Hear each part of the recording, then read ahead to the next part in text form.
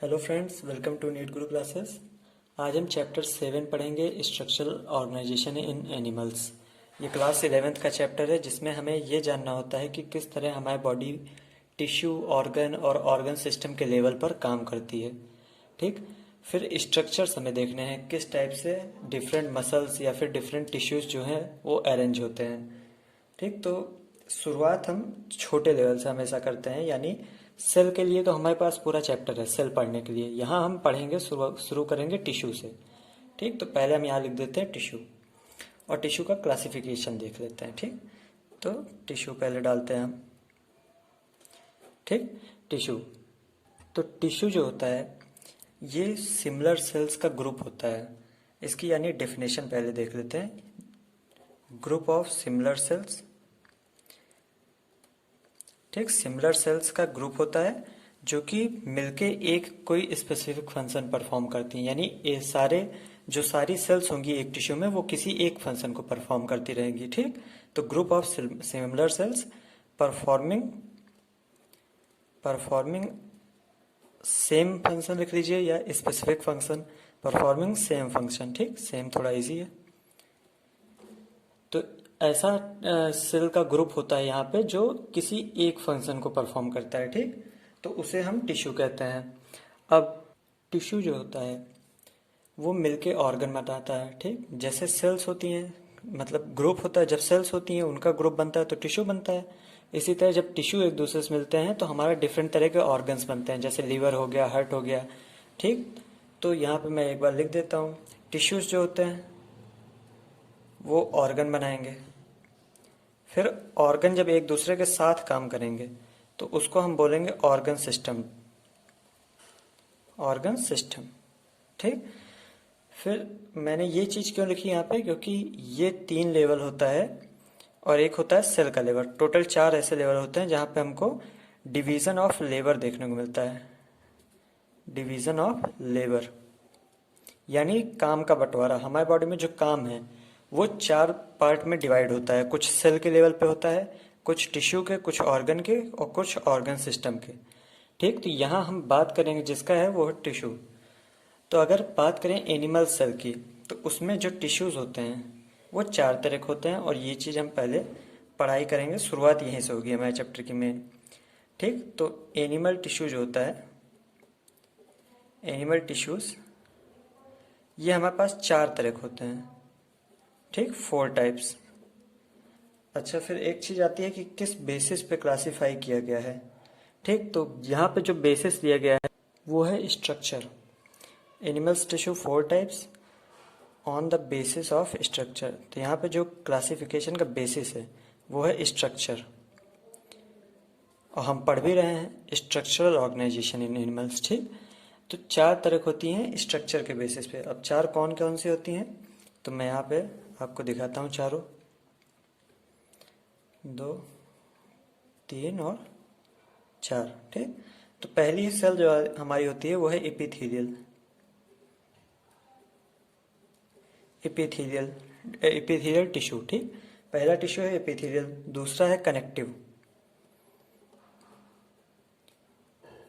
और तीसरा है मस्कुलर,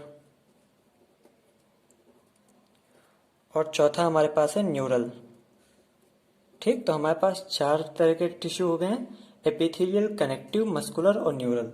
तो इस चैप्टर में हमें इन्हीं 4 के बारे में पढ़ना है। अब हम आगे चलते हैं और पढ़ते हैं अपने एपिथेलियल सेल्स के बारे में। तो शुरुआत हमारी यहीं से होगी, एपिथेलियल से। ठीक, अच्छा, जो एपी वर्ड है, एपी मतलब किसी चीज़ के ऊपर या बाहर होता है। तो जो एपिथेलियल सेल्स होती हैं ये हमारी बॉडी की कवरिंग बनाती हैं, बॉडी की या ऑर्गन्स की। ठीक, कॉमनली इनको एपिथेलियल कहते हैं। एक एक पॉइंट्स हम डिस्कस करते हैं। पहले इनको जो कॉमन नेम होता है, कॉमनली इनको एपिथेलियम कहते हैं। एपिथेलियम। ठीक, कॉमनली इनको एपिथेलियम कहते हैं। अब इनमें एक ना एक फ्री सरफेस पाई जाएगी क्योंकि ये लाइनिंग बनाती हैं। जैसे हमारी स्किन है, तो स्किन जैसे ये मेरा हाथ है और स्किन है इसके ऊपर, तो ये एक तरह की एपिथेलियल है। ठीक, अब एपिथेलियल में आप देख रहे हैं इसमें एक फ्री सरफेस है, यानी बाहर वाली सरफेस जो है, ये बाहर वाली सरफेस जो दिख रही है ये फ्री सरफेस है। ठीक, और जो ऑर्गन्स हैं, मान लीजिए ये कोई ऑर्गन है हमारे पास, ये मान लीजिए ये कोई ऑर्गन है, तो इसके ऊपर जो एपिथेलियल होगी या इसके अंदर जो एपिथेलियल होगी, दोनों तरफ कवरिंग होगी ऑर्गन के अंदर और बाहर, तो ये क्या होगी, इसके पास भी एक फ्री सरफेस होगा। अब मान लीजिए इस ऑर्गन में खून भरा हुआ है, ब्लड भरा हुआ है, तो फ्री सरफेस जो है वो किसके टच में है, ब्लड के टच में है। और हमारा हाथ देखिए अगर, तो हमारा हाथ में फ्री सरफेस किसके टच में है, इन्वायरमेंट, एयर के टच में है, ठीक। तो यहाँ पे एक ना एक फ्री सरफेस पाई गई, ठीक। तो यहाँ हम ये चीज मेंशन कर देते हैं, लिख देते हैं। तो this tissues have a free surface. Free surface मतलब खाली जगह, कोई ना कोई ऐसा सरफेस होगी जो फ्री होगी, ठीक। और ये जो फ्री सरफेस होगी ये या तो इन्वायरमेंट के कांटेक्ट में होंगी, जैसे कि हमारा हाथ हो गया, इन्वायरमेंट के कांटेक्ट में फ्री सरफेस, और या फिर बॉडी के फ्लूइड्स के कांटेक्ट में होगी, जैसे ये ऑर्गन मैंने बताया, इसमें जो एपिथेलियल है फ्लूइड के कांटेक्ट में यानी ब्लड के कांटेक्ट में है, ठीक। तो जो फ्री सरफेस होगी या इन्वायरमेंट को फेस करती होगी, इन्वायरमेंट के कांटेक्ट में होगी, या फिर ब्लड के कांटेक्ट में, या कोई भी टिश्यू फ्लूइड हो जो हमारे हैं, जैसे लिम्फ भी एक फ्लूइड होता है हमारे बॉडी में, तो लिम्फ या ब्लड कोई भी फ्लूइड हो उसके कांटेक्ट में होगी, ठीक। फिर अब आगे चलते हैं। अच्छा, एक चीज़ तो अभी हमने लिखा ही नहीं कि ये कवरिंग बनाती हैं बॉडी की, ठीक। दे फॉर्म कवरिंग, कवर करती हैं बॉडी की, कवरिंग ऑफ बॉडी और ऑर्गन्स। बॉडी की कवरिंग करेंगी या फिर जो अंदर हमारे ऑर्गन्स होते हैं उनकी कवरिंग करेंगी, ठीक। ऑर्गन्स के अलावा इसके अलावा आप डक्ट भी लिख सकते हैं, जैसे जो हमारे अंदर वो होती हैं, आर्टरीज होती हैं, वीन्स होती हैं, या फिर जो ग्लैंड होते हैं उनकी डक्ट होती हैं, इस टाइप से। तो जो अंदर या फिर बाहर जो भी कवरिंग बनेगी, कवरिंग सारी एपिथेलियल सेल से ही बनेगी, ठीक। तो they form covering of body और ऑर्गन्स, डक्ट्स एक्सेट्रा लिख लो, ठीक। तो ये हो गया।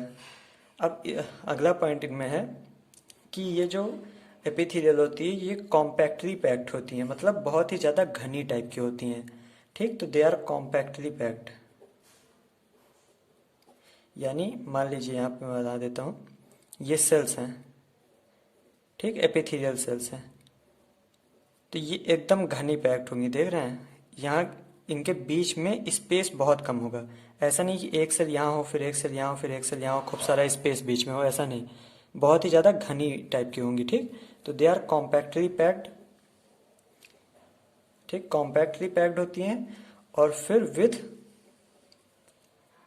लिटिल इंटरसेलुलर मैट्रिक्स, मतलब बहुत ही कम मैट्रिक्स होता है,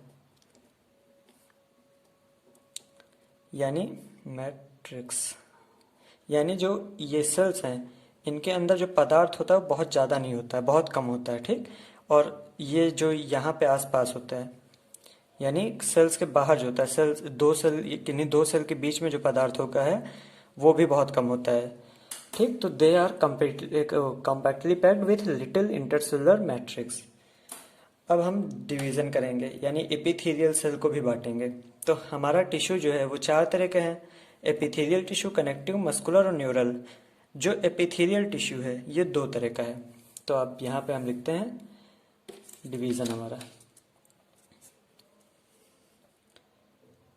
यहाँ लिख देता हूँ एपिथेलियल टिश्यू, ठीक। तो एपिथेलियल टिश्यू 2 तरह का, पहला है सिंपल एपिथेलियल, ठीक। दूसरा है कंपाउंड एपिथेलियल, ठीक। तो एपिथेलियल टिश्यू 2 तरह के, सिंपल एपिथेलियल और कंपाउंड एपिथेलियल। अब जो सिंपल एपिथेलियल होगी, जैसे कि नाम सजेस्ट कर रहा है, इसमें सिंगल लेयर ऑफ सेल होगी, यानी एक ही लेयर की सेल बनी होगी, जैसे ये हो गई एक सिंपल एपिथेलियल, ठीक, एक ही लेयर की सेल होगी, तो इसमें होगी सिंगल लेयर ऑफ सेल, ठीक, एपिथेलियल सिंपल एपिथेलियल में। जो कंपाउंड एपिथेलियल है इसमें एक से ज़्यादा होंगी, ठीक। तो जो ये कंपाउंड एपिथेलियल है, more than one layer of cell, ठीक। तो they have more than one layer of cell. दूसरी चीज इनके बारे में पता होना चाहिए, वो है इनका फंक्शन। जो ये सिंगल लेयर ऑफ सेल होती है, अब सिंगल लेयर है तो ज़्यादा, बहुत ज़्यादा मतलब हार्ड नहीं होगी, बहुत ज़्यादा प्रोटेक्शन नहीं प्रोवाइड कर सकेगी। तो इनको ऐसी जगह होना होता है जहाँ पे प्रोटेक्शन की थोड़ा कम नेसेसिटी हो, ज़्यादा बहुत ज़्यादा ज़रूरत ना हो। तो ये हमारे बॉडी के अंदर पाई जाती हैं, जैसे कि बॉडी कैविटीज़ में। बॉडी कैविटीज़ जैसे कि जो हमारी एलिमेंट्री कैनाल है, मान लीजिए हमारी फूड पाइप है, जो फूड पाइप है, फूड पाइप में अंदर स्पेस होता है, तो अंदर की तरफ कौन सी लेयर पाई जाएगी? सिंपल एपिथेलियल, ठीक। तो बॉडी की कैविटीज में ये लाइनिंग का काम करती हैं, या कह लीजिए प्रोटेक्शन का थोड़ा बहुत काम करती हैं। तो बॉडी कैविटीज हो गया, इसके अलावा डक्ट, ठीक, जो हमारे ग्लैंड्स होते हैं उनसे डक्ट निकलती हैं, उनका भी काम करती हैं। फिर ट्यूब्स जो होती हैं, जैसे हमारी इंटेस्टाइन की ट्यूब हो गई, ठीक। तो इन सब में हमारी सिंपल एपिथेलियल पाई जाती है, क्योंकि बहुत ज़्यादा यहाँ पे प्रोटेक्शन बहुत ज़्यादा नहीं चाहिए होती है, ठीक। फिर उसके बाद कंपाउंड एपिथेलियल की बात करें तो बहुत ही अच्छा एग्जांपल है हमारी स्किन। ये स्किन है, ये कंपाउंड एपिथेलियल है। अब एक से ज़्यादा सेल है, लेयर की सेल है, तभी तो ये ठीक ठाक प्रोटेक्शन दे पाती है, ठीक। तो स्किन जो है हमारी, देखते हैं आप, काफ़ी अच्छी खासी प्रोटेक्शन देती है आपको, ठीक। तो more than one layer of cell इसमें होती है, और स्किन इसका एग्जाम्पल है। अब इसमें लिख लीजिएगा, प्रोटेक्टिव फंक्शन होता है कंपाउंड एपिथेलियल का। फंक्शन लिख लेते हैं प्रोटेक्शन, ये हमें प्रोटेक्शन देती है। और जबकि इनका फंक्शन अगर लिखने का कहा जाए तो इनका फंक्शन हो जाएगा प्रोवाइड लाइनिंग। देखिए, प्रोटेक्शन और लाइनिंग में अंतर है। किसी चीज को आप बाहर से कवर कर दीजिए सिंपली, जैसे मान लीजिए पानी है, पानी को आप किसी ऐसी चीज में रख दीजिए कि वो बाहर गिरे ना बस, तो उसको हम कह देंगे लाइनिंग है, ठीक। और अगर उसी पानी को हम घड़े में रख दें या फिर किसी ऐसी चीज में रख दें जिससे पहुंचना आसान नहीं है, तो उसको हम प्रोटेक्शन कहेंगे, ठीक। तो दोनों में अंतर होता है। प्रोवाइड लाइनिंग, सिर्फ ये लाइनिंग प्रोवाइड करती है, यानी कि एक सिंपल से, जैसे आप कह लीजिए कि लेमिनेशन, जैसे आप लेमिनेशन कराते हैं बोर्ड की मार्कशीट या आधार कार्ड के ऊपर लेमिनेशन कराते हैं, उसी टाइप से लाइनिंग इसको कह लीजिए, ठीक। और जबकि इसका पूरा फंक्शन होता है प्रोटेक्शन का, ठीक। तो ये हो गई दो तरह की हमारी epithelial, simple epithelial cell, compound epithelial tissue, ठीक। अब हम आगे आते हैं और पढ़ते हैं सिंपल एपिथेलियल को। जो सिंपल एपिथेलियल है इसको हम फिर से डिवाइड करेंगे, ठीक। तो यहाँ पे मैं नीचे लिख देता हूँ, ठीक। तो याद रखिएगा यहाँ पे सिंपल एपिथेलियल,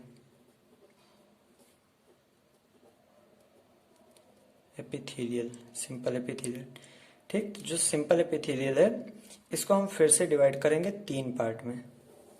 तो आइए देखते हैं एक एक करके तीनों पार्ट।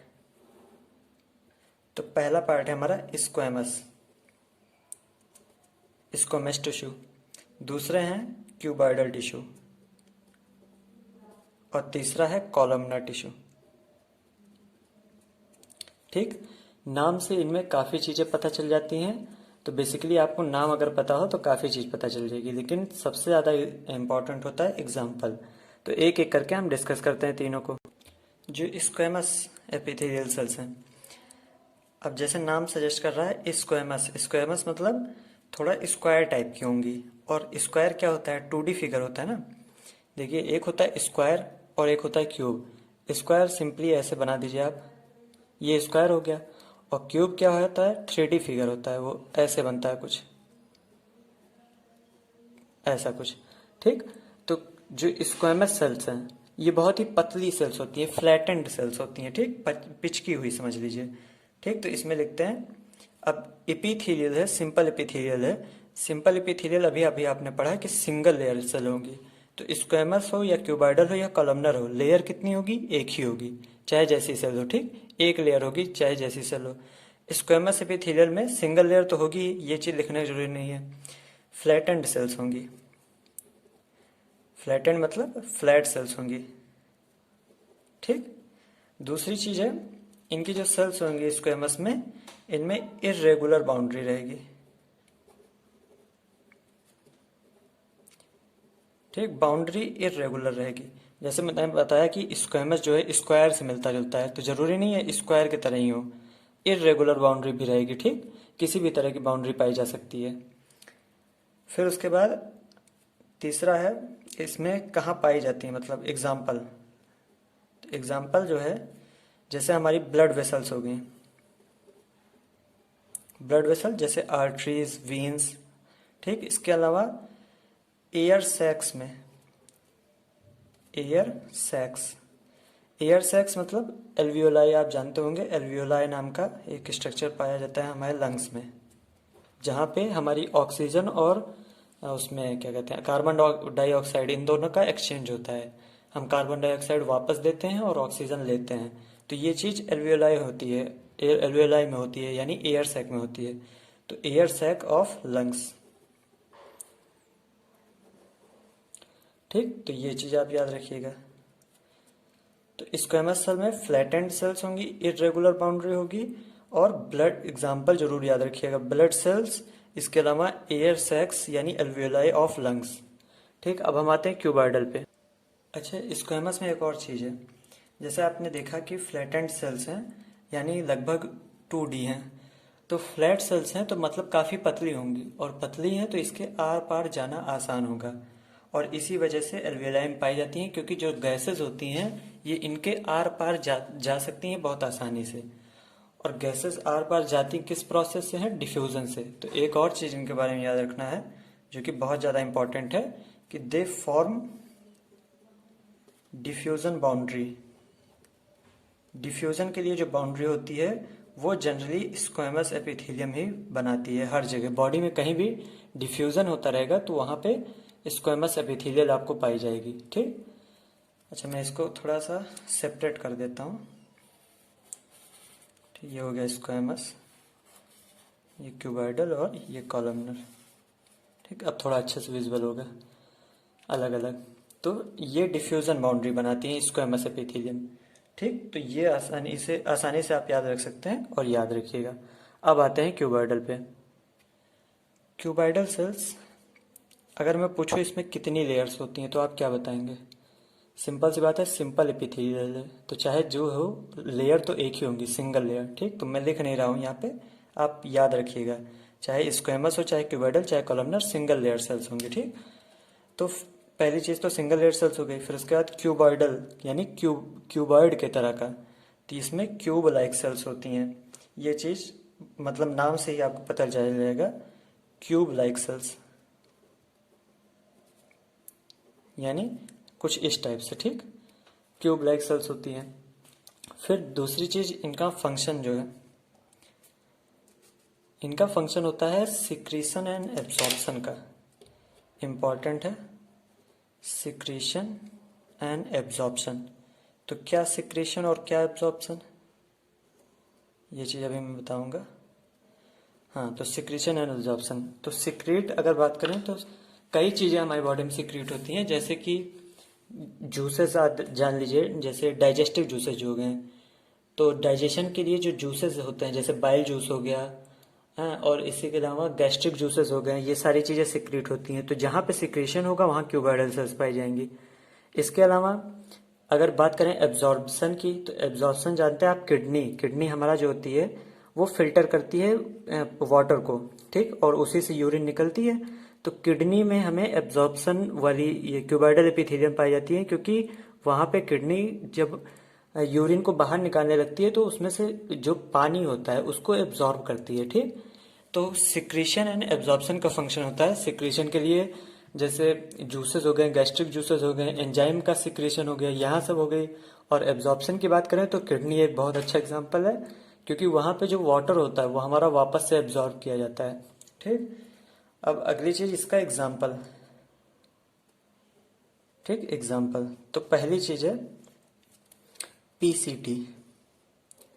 पीसीटी क्या होता है? Proximal convoluted tubule. इसको लिख लीजिएगा, अभी मैं यहाँ पे जगह नहीं है, नहीं तो लिख देता। क्योंकि ये भी लिखना है। तो proximal convoluted tubule of nephron of kidney. Kidney जो होती है, मैंने अभी बताया ना, एब्जॉर्प्शन करती है किडनी। तो किडनी में नेफ्रॉन होती है, किडनी की जो यूनिट है वो नेफ्रॉन है। और नेफ्रॉन में पीसीटी होता है, यानी प्रॉक्सिमल कॉन्वोल्यूटेड ट्यूब्यूल, जहाँ पे हम पानी एब्जॉर्ब करते हैं वापस से, साथ ही साथ ग्लूकोज भी एब्जॉर्ब करते हैं। तो वहाँ पे हमें क्यूबॉइडल एपिथेलियल की जरूरत पड़ेगी, क्योंकि एब्जॉर्प्शन हो रहा है। ठीक, इसके अलावा और भी कई जगह हैं, जैसे कि ducts of gland. Ducts of gland, glands के जो डक्ट होते हैं, डक्ट मतलब नली। ठीक, तो जो ग्लैंड्स के डक्ट होते हैं उनमें पाई जाती है। यहाँ सेपरेट कर देता हूँ, आप नोट्स साथ में बनाइएगा थोड़ा। अगर साथ में बनाएंगे तो ज़्यादा सही बनेगा, बाकी पीडीएफ तो आपको मिल ही जाएगा। ठीक, तो जो क्यूबॉइडल सेल्स हैं उसमें क्यूब लाइक सेल्स होती हैं, सिक्रीशन और एब्जॉर्प्शन के लिए होती हैं। PCT of nephron of kidney, साथ ही साथ डक्ट ऑफ ग्लैंड, जो ग्लैंड होते हैं वो हार्मोन सिक्रीट करते हैं। तो मतलब सिक्रीशन का काम हुआ, और सिक्रीशन कौन करेगा? क्यूबॉइडल एपिथेलियम करेगी। अब हम आते हैं तीसरे और आखिरी पे, कॉलमनर एपिथेलियल। तो जो वर्ड है कॉलम, कॉलम मतलब होता है खंभा। जो आपके घर में खंभे होते हैं कुछ इस टाइप से होते हैं ना, ऐसे कुछ इस टाइप से होते हैं खंभे। तो कॉलमनर सेल्स जो होती हैं वो खंभे की तरह होती हैं, यानी ये टॉल होंगी, लंबी होंगी। एक second, tall and slender. Slender मतलब ज़्यादा मोटी नहीं होंगी, पतली होंगी। टॉल एंड स्लेंडर सेल्स इसमें पाई जाती है। ठीक, फिर कॉलमनर सेल्स जो होती हैं उनकी जो फ्री सरफेस होती है, यानी मान लीजिए ये एक कॉलमनर सेल है, इसमें ऊपर वाली सरफेस मान लीजिए फ्री है, तो ऊपर वाली सरफेस पे छोटे छोटे धागे पाए जाएंगे, धागे की तरह स्ट्रक्चर पाए जाएंगे, जिनको हम माइक्रोविलाई कहेंगे। तो फ्री सरफेस में है माइक्रोविलाई, जरूरी नहीं है लेकिन हो सकते हैं। फ्री सरफेस में हैव माइक्रोविलाई। ठीक, जो फ्री होगी सरफेस उस पर माइक्रोविलाई पाए जा सकते हैं। अगली जो चीज़ है वो इसके न्यूक्लियस के बारे में है। मान लीजिए ये एक कॉलमनर सेल है। ठीक, ये कॉलमनर सेल है, एक और बना लेते हैं, ये होंगे दो कॉलमनर सेल। ठीक, तो इसके फ्री सरफेस पे मैंने बताया माइक्रोविलाई, तो मान लेते हैं ये बना लेते हैं माइक्रोविलाई है ये। ठीक, फिर इनका जो न्यूक्लियस होता है वो हमेशा पूछा जाता है बोर्ड के एग्जाम में कि कहाँ पे होता है, तो बेस पे होता है, यानी नीचे की ओर होता है। ठीक, तो जो कॉलमनर एपिथेलियल होती हैं इनका जो न्यूक्लियस होता है वो बेस में होता है। ठीक, तो ये चीज़ लिख लेते हैं, nucleus is situated at base, base of cell, cell की बेस पे होता है, यानी नीचे की तरफ होता है। ठीक, अब आखिरी चीज इनके एग्जाम्पल्स। तो एग्जाम्पल ये पाई जाती हैं lining of stomach, lining of stomach and intestine. तो इंटेस्टाइन और स्टमक की लाइनिंग में पाई जाएंगी। अच्छा, आप बोलेंगे एक चीज तो अभी डिस्कस ही नहीं किया है, इसका फंक्शन क्या होता है।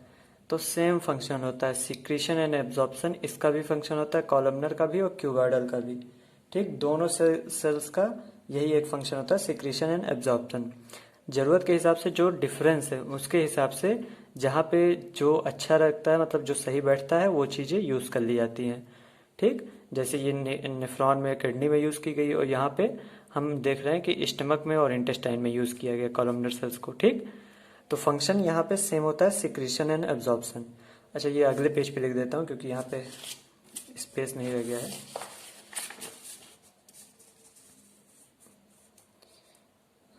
तो यहाँ लिख देते हैं, लिख देते हैं पूरा, कॉलमनर एंड क्यूबॉइडल, इन दोनों में सेम फंक्शन होगा। और क्या होगा? सिक्रीशन एंड एब्जॉर्प्शन का।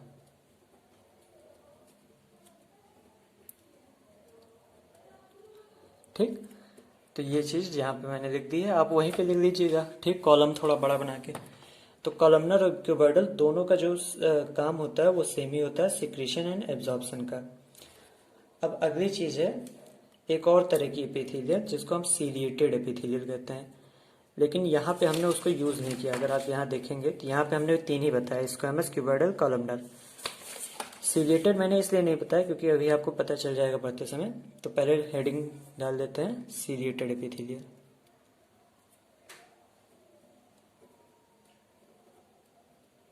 Ciliated epithelium. तो जो सीलिएटेड एपिथेलियम है ये कोई नई एपिथेलियल नहीं है। जो भी कॉलमनर और क्यूबॉइडल सेल्स होती हैं, अगर इन दोनों में से कोई भी सेल के ऊपर सीलिया दिख जाए, यानी कॉलमनर क्यूबॉइडल में से किसी भी सेल के ऊपर अगर सीलिया दिख जाए तो उसे हमें सीलिएटेड एपिथेलियल कहेंगे। ठीक, तो ये नई सेल्स तो है नहीं, वही कॉलमनर है प्लस क्यूबॉइडल। ठीक, इनमें अगर हमें सीलिया दिख जाए, इफ सीलिया इज प्रेजेंट। सीलिया क्या होते हैं? छोटे छोटे हेयर टाइप के स्ट्रक्चर होते हैं। ठीक, मूवमेंट में काम आते हैं, किसी चीज को मूव करने में या किसी बॉडी को मूव करने में।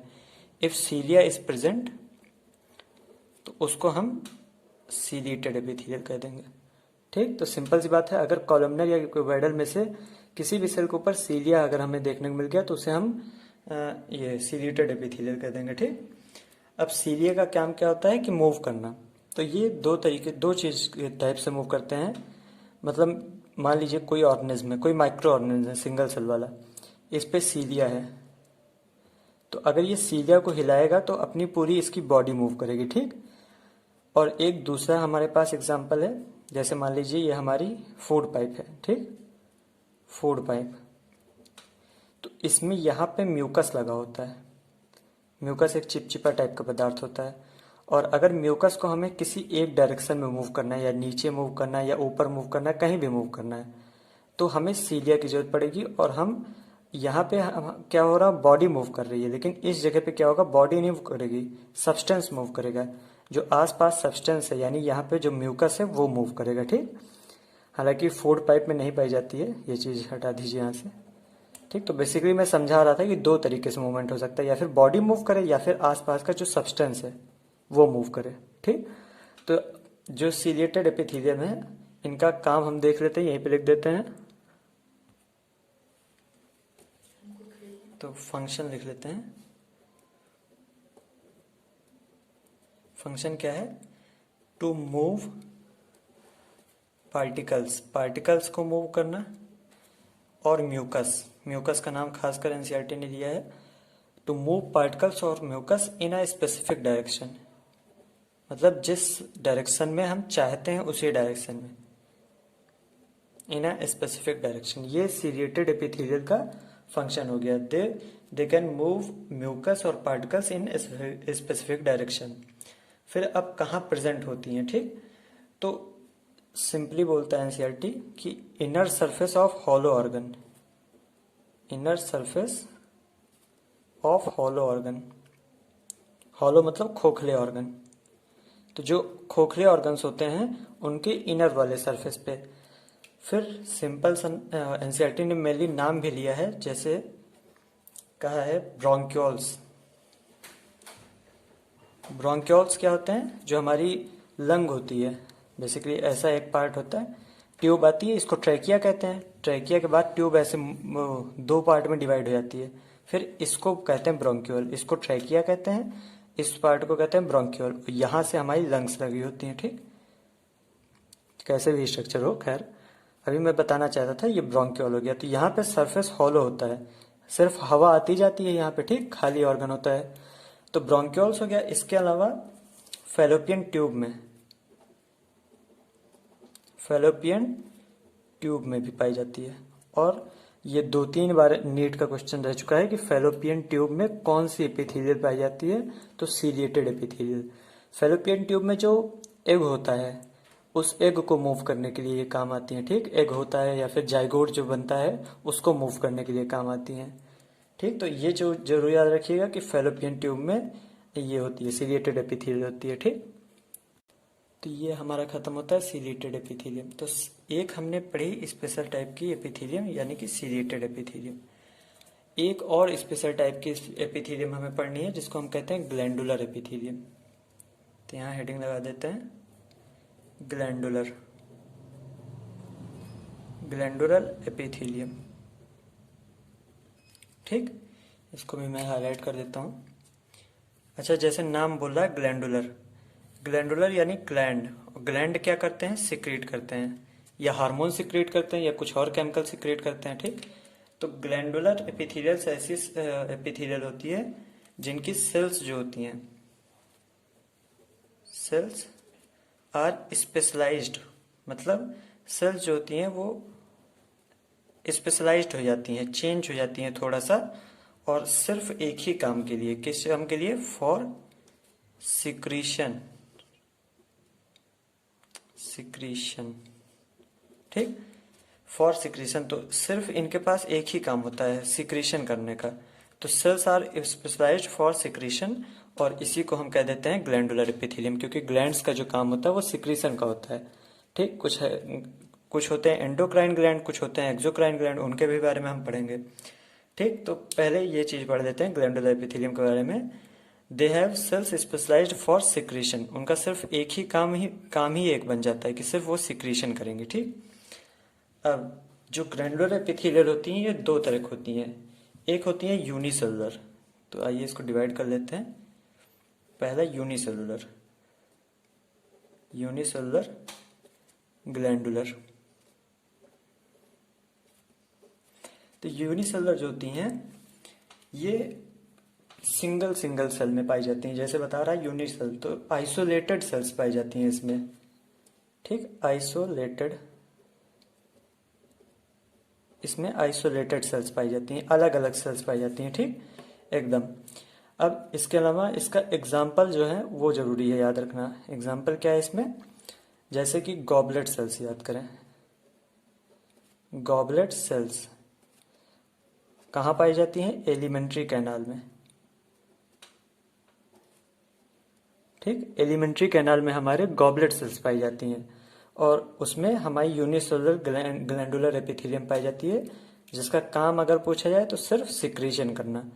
ठीक, फिर उसके बाद पहली यूनिसेलुलर हो गई, दूसरी है मल्टीसेलुलर, मल्टीसेलुलर ग्लैंडुलर एपिथेलियम। ठीक, अब इसमें आपको पता है नाम जैसे बता रहा है मल्टीसेलुलर है, तो इसमें क्लस्टर होता है सेल का, यानी ग्रुप होता है, क्लस्टर ऑफ सेल्स। अगर आपको ये टेक्निकल वर्ड्स ना समझ में आते हो, क्लस्टर हो गया, जैसे आइसोलेटेड हो गया, तो आप सिंपल वर्ड अपने हिसाब से लिख लिया करिए। ठीक, मैं ये इसलिए लिखता हूँ क्योंकि एनसीईआरटी में ये वर्ड्स यूज़ किए जाते हैं, और एनसीईआरटी में यूज़ किए जाते हैं इन्हीं वर्ड से डायरेक्ट क्वेश्चन आता है नीट में, क्योंकि एनसीईआरटी को ही फॉलो करता है नीट। तो आप अपने हिसाब से आप चेंज कर लिया करिए, क्लस्टर की जगह ग्रुप लिख लिया करिए, अगर इंग्लिश आपको थोड़ा कम सही समझ में आती है। ठीक, तो क्लस्टर ऑफ सेल्स होते हैं। फिर इसका एग्जाम्पल दूसरी चीज, सेलिवरी ग्लैंड, जिससे हमारा सलाइवा निकलता है। ठीक, तो मल्टी सेलुलर ग्लैंडुलर सेल जो होती हैं उसमें क्लस्टर ऑफ सेल होता है, और सेलिवरी ग्लैंड इसका एग्जाम्पल है। तो ये तो पहला हमारा हो गया क्लासिफिकेशन इस बेसिस पे कि कितनी सेल हैं, यूनिसेलुलर है या फिर मल्टी सेलुलर है। अब एक और क्लासिफिकेशन है इसी ग्लैंडुलर एपिथेलियल का, वो इस बेसिस पे है कि ये जो सिक्रीशन हो रहा है ये किस तरह से हो रहा है, इस बेसिस पे। ठीक, तो पहला तो हमारा ये हो गया कि यूनिसेलुलर यानी सेल के बेसिस पे, दूसरा है कि सिक्रीशन किस टाइप से हो रहा है, इस बेसिस पे। ठीक, तो अभी यहाँ पे दूसरा पेज यूज करते हैं हम।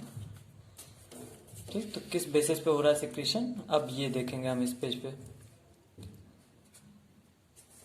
इसको हटा देता हूँ, कुछ नहीं है ये। ठीक, तो जो ग्लैंडुलर एपिथेलियल सेल्स हैं, अगर ये सिक्रीशन के बेसिस पे डिवाइड की जाए तो ये दो तरह की होंगी। यहाँ लिख देता हूँ मैं, ग्लैंडुलर एपिथेलियल। ठीक, अब किस बेसिस पे? तो on the basis of method of secretion, मतलब किस तरह से उनका मेथड क्या है सिक्रीट करने का, वो किस तरह से अपना जो सब्सटेंस जो भी सिक्रीट करती हो किस तरह से सिक्रीट करती हैं। ठीक, या फिर आप ये भी लिख सकते हैं एनसीईआरटी में जैसे कि लिखा है मोड ऑफ पोरिंग। पोर मतलब पोरिंग करना, मतलब देना या फिर सिक्रीट करना। तो on the basis of method of secretion या मोड ऑफ पोरिंग, जो भी आसान लगेगा लिख लीजिएगा, दोनों सही है। ठीक, फिर उसके बाद हाँ, तो यहाँ पे ग्लैंडुलर सेल्स जो होती हैं सिक्रीशन के बेसिस पे अब दो तरह की होती हैं। पहली होती है एंडोक्राइन, ठीक, और दूसरी होती है एक्सोक्राइन। ठीक, तो हमारे पास दो तरह की ग्लैंडुलर एपिथेलियम, एंडोक्राइन और एक्सोक्राइन। अब पहले पढ़ते हैं एक्सोक्राइन के बारे में। जो एक्सोक्राइन है इसमें जो सिक्रीशन होता है वो डक्ट के थ्रू होता है या ट्यूब के थ्रू होता है। ठीक, डक्ट्स और ट्यूब्स आर प्रेजेंट।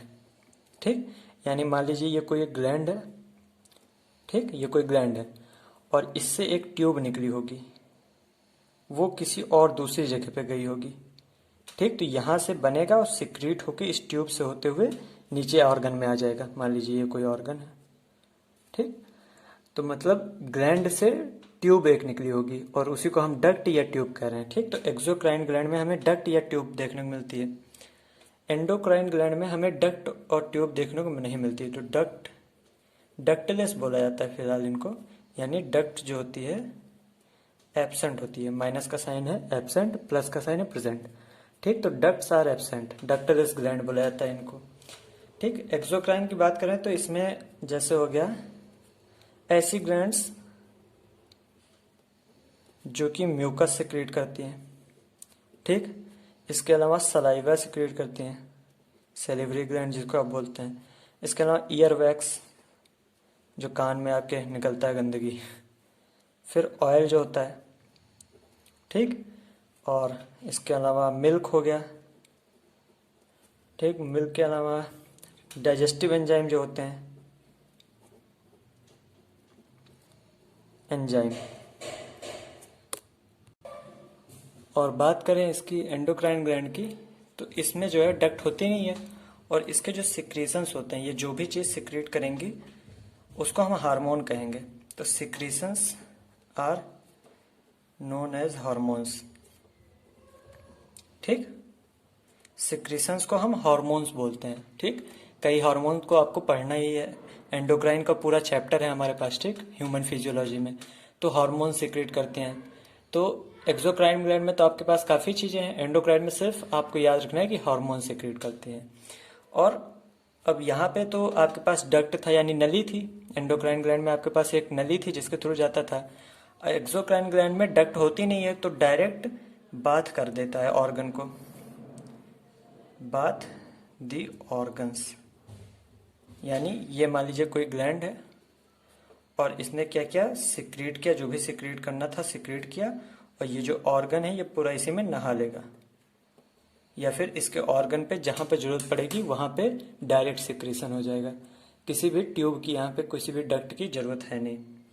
ठीक, तो यहाँ पे हमारा खत्म होता है पूरा ग्लैंडुलर एपिथेलियम, साथ ही साथ सिंपल वाला एपिथेलियल सारा खत्म हो जाता है। ठीक, अभी तक जो भी एपिथेलियल हमने पढ़े हैं उसमें सब में एक ही लेयर पाई जाएगी सेल्स की। ठीक, तो अब हम आते हैं कंपाउंड एपिथेलियल पे। तो एक बार पहले रिवाइज कर लेते हैं पूरा। ठीक, तो यहाँ शुरू किया था हमने, एक second, structural organisation in animals. तो हमने शुरू किया पढ़ाई टिश्यू से, टिश्यू की डेफिनेशन देखी, फिर डिवीजन ऑफ लेबर के बारे में पढ़ा, फिर पता चला कि 4 तरह के टिश्यू होते हैं। पहला है एपिथेलियल जिसको हम पढ़ चुके हैं, फिर है कनेक्टिव, फिर है मस्कुलर और फिर है न्यूरल। ठीक, इसके बारे में लगभग हम आधा से ज़्यादा पढ़ चुके हैं, थोड़ा बहुत बाकी है। फिर एपिथेलियल के बारे में हमने सारी चीज़ें पढ़ी और फिर उसके बाद एपिथेलियल का हमने डिवीज़न किया। तो हमारे पास मिला सिंपल एपिथेलियल और कंपाउंड एपिथेलियल। ठीक, ये दोनों मिले हमको। फिर उसके बाद सिंपल एपिथेलियल जो था उसको हमने डिवाइड किया। सिंपल एपिथेलियल में स्क्वेमस, क्यूबॉइडल, कॉलमनर ये तीनों तो सिंपली मिले। फिर उसके बाद जो स्पेशल टाइप के मिले वो थे सीलिएटेड और ग्लैंडुलर। फिर ग्लैंडुलर को हमने भी डिवाइड किया यूनिसेलुलर ग्लैंडुलर में, मल्टीसेलुलर ग्लैंडुलर में। इसके अलावा ग्लैंडुलर के दो और डिवीजन हमने पढ़े जो कि है बेसिस ऑफ डक्ट के, तो एंडोक्राइन और एक्सोक्राइन, मेथड ऑफ सिक्रेशन के हिसाब से। ठीक, तो इतने हमने पढ़ लिए हैं। अब आता है कंपाउंड एपिथेलियल। तो अभी फिलहाल इतना ही रखते हैं क्योंकि वीडियो ज़्यादा लंबा हो जाएगा। कंपाउंड एपिथेलियल अगले वीडियो में पढ़ते हैं। ठीक, तो फिलहाल आज के लिए इतना ही। वीडियो अच्छा लगा होगा तो लाइक कर दीजिएगा। ठीक।